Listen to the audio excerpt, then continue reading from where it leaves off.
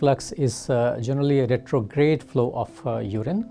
So normally what happens when we contract the bladder for urination, all the urine goes out towards the external passage. However, in these children, when they contract bladder, quite a lot of or part of urine goes towards the kidney tube or kidneys, and that is mostly because of incompetent flap valve mechanism. This is called urinary reflux, or in medical term it can be called vesico, which is bladder, ureteric, which is the kidney tube, reflux, which is the urine going back. It is mostly managed by either medical or surgical modalities. Medical management is considered for mild to moderate vesico-ureteric reflux, and this consists of putting the children on long-term antibiotics at night time, and that usually prevents them from having urinary tract infection.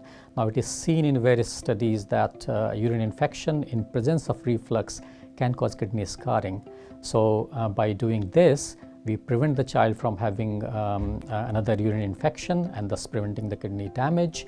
And after about 4 or 5 years of age, it is seen that the bladder starts managing well, and it starts diminishing the reflux process. And that's when we consider to take the child off from the medication.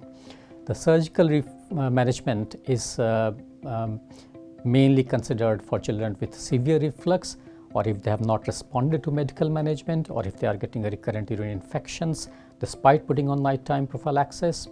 And this usually consisted of a ureteric reimplantation.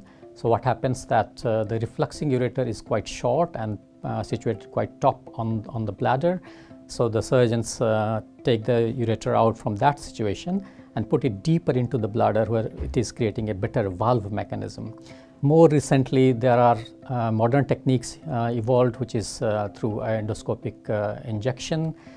So surgeons put a spongy material in the kidney tube just around the bladder, and that creates a better sort of bulk of the tube, creating a better valve mechanism, so urine can come down.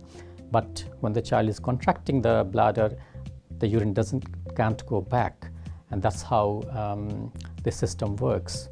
And these are the two main surgical modalities.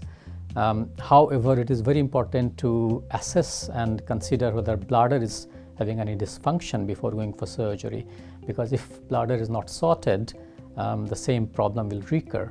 So it is recommended that we first of all improve the detrusor function, which is the bladder muscle function, and then take the child for surgery.